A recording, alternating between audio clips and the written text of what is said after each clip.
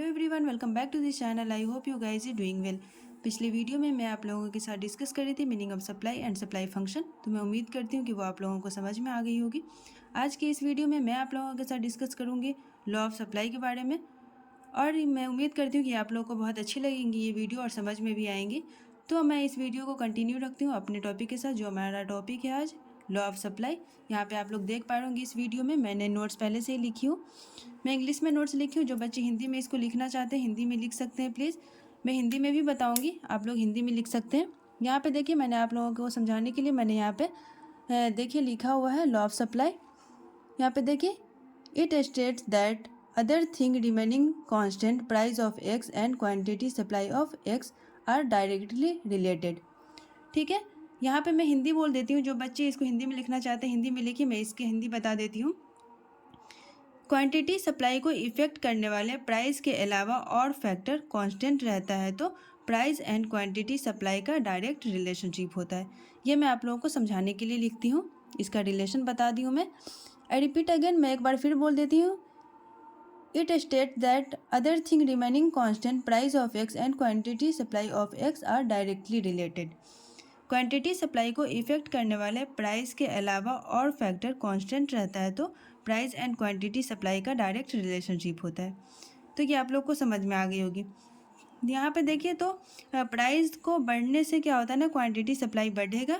Same चीज़ को अगर हम डायग्राम से मैं आप लोगों से रिप्रेजेंट करूँ, यहाँ पे देखिए price of X and quantity supplied of x है। यहाँ पे देखिए जब हमारा प्राइस बढ़ रहा है ये क्वांटिटी सप्लाई बढ़ रहा है, यहाँ पे जब प्राइस हमारी घट रही है तो क्वांटिटी सप्लाइड भी घट जाती है। ये दोनों के बीच डायरेक्टली रिलेशनशिप होता है। ये मैंने आप लोगों को समझा दिया। अगर मैं इसी को डायग्राम से रिप्रेजेंट करूँ आप लोग को समझाने के लिए, तो यहाँ पे आप लोग देख सकते हैं कि इस तरह का डायग्राम बनता है। यहाँ पे देखिए मैंने डायग्राम बना दिया है, इस तरह का डायग्राम आता है।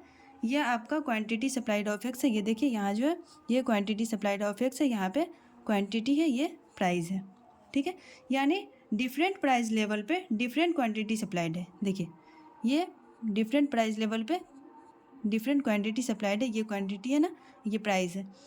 ये डिफरेंट प्राइस लेवल पे डिफरेंट क्वांटिटी सप्लाइड है। ठीक है, दिस इज पी नॉट, देखिए this is P not, this is P1 and this is P not and this is P1 and this is Q not and this is Q1। यानी ये आपका supply curve है। ठीक है, ये जो है ना ये आपका सप्लाई कर्व है। यहाँ पे मैंने लिख भी दिया है सप्लाई कर्व, तो आप लोग को समझ में आ गई। इसको आप सप्लाई कर्व के नाम से जानते ही होंगे। मैं इतना तो उम्मीद करती हूँ कि आप लोग अगर इकोनॉमिक्स पढ़ रहे हैं तो इतना पता होगा आप लोग को, फिर भी मैं लिख दी हूँ, जो बच्चे अगर नहीं जानते हैं तो वो समझ जाएंगे। ठीक है, इसमें मैं बताती हूँ कि other thing remaining constant price के चेंज होने से डायरेक्ट रिलेशनशिप होगा। तो यहाँ पे आप लोगों को मैं बता चुकी हूँ कि जब प्राइस हमारा बढ़ेगा तो क्वांटिटी सप्लाइड भी बढ़ेगा, और अगर प्राइस हमारी घटती है तो क्वांटिटी भी घट जाती है।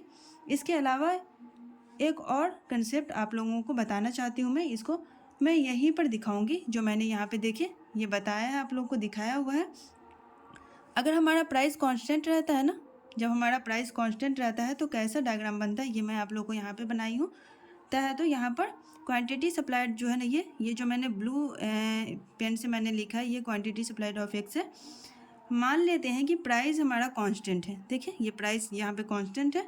मान लेते हैं कि प्राइस हमारा कांस्टेंट है और इसके फैक्टर चेंज होते हैं, तो जब हमारी प्राइस ऑफ एक्स सेम रहती है तो प्राइस ऑफ इनपुट घट जाता है। ठीक है, और उसी प्राइस पे क्वांटिटी सप्लाइड बढ़ जाएगा। लेकिन अगर यहाँ पे देखिए ये मैंने इधर ये हमारा क्वांटिटी सप्लाइड बढ़ गया, ये मैंने ब्लैक पेन से लिखा है, तो मैं उम्मीद करती हूँ कि आप लोग को समझ में आएंगे, इसलिए मैंने 2 कलर के पेन यूज़ करी हूँ, ब्लू एंड ब्लैक। तो ये देखिए ये हमारा ये बढ़ जाता है।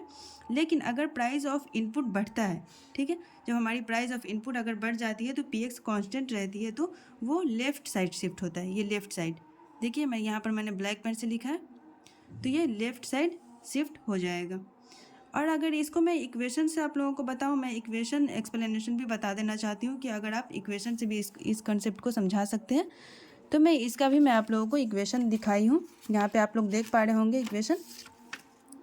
देखिए यहाँ पे क्या है ना, ये quantity supplied of X is equal to -c plus D price of X. ठीक है, ये ज़रूरी नहीं है कि हमारा निगेटिव ही होगा, तो इसलिए मैंने यहाँ पे एक और इक्वेशन डाल दिया है, quantity supplied of X is equal to C plus D price of X. ये ज़रूरी नहीं है कि माइनस ही होगा, इसलिए मैंने यहाँ पे दोनों डाल दिया है, नेगेटिव भी डाल दिया, पॉजिटिव भी डाल दिया है, ये कभी कभी ऐसा भी हो सकता है। तो इन दोनों में अंतर देखिए प्लीज़। ये बता रहा है कि अगर प्राइस ज़ीरो होता है यहाँ पे निगेटिव में, कि अगर प्राइस ज़ीरो होता है तो क्वांटिटी सप्लाइड निगेटिव होगा। प्राइस ऑफ एक्स में अगर एक्स यहाँ पे देखिए ज़ीरो होगा तो क्वांटिटी सप्लाइड यहाँ पे निगेटिव होगा, ठीक है, निगेटिव होगा। ये इक्वेशन ये बता रहा है, ये केस में जो डायग्राम बनता है ना ये इस तरह का बनता है। देखिए यहाँ पे मैंने इसको यहाँ पे ला के दिखा है। इस केस में जब नेगेटिव होगा, इस केस में जो हमारा डायग्राम बनता है ये इस तरीके का होगा, डायग्राम इस तरीके का होगा, ठीक है। ये इंटरसेप्ट होता है, ये जो है ना इंटरसेप्ट होता है, यहाँ पर हॉरिजेंटल एक्सिस पे इंटरसेप्ट कर रहा है। देखिए यहाँ पे देखिए, ये जो है ना यहाँ से गया था क्वांटिटी सप्लाइड ऑफ एक्स, ये जो है ना ये हॉरिजेंटल एक्सिस पे इंटरसेप्ट कर रहा है।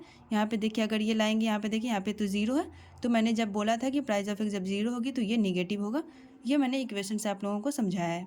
अब यहाँ पे आप लोग देखिए पॉजिटिव केस में quantity supplied of X is equal to C plus D price of x.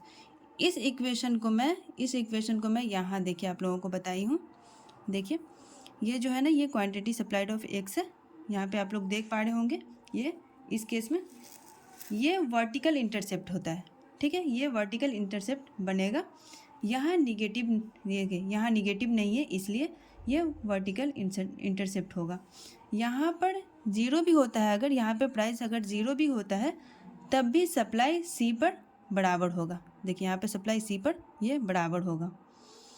तो इन दोनों में अंतर आप लोग समझ गए होंगे, मैं बहुत अच्छे से बताई हूँ आप लोगों को। तो मैं उम्मीद करती हूँ कि लॉ ऑफ सप्लाई आप लोगों को बहुत अच्छे से समझ में आ गई होगी।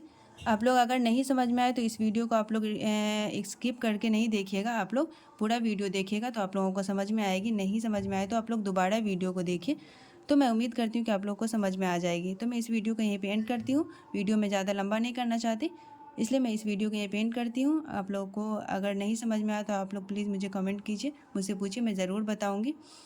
अब मेरी वीडियो अच्छी लगी तो प्लीज़ लाइक करें, शेयर करें एंड सब्सक्राइब करें प्लीज़। Thank you.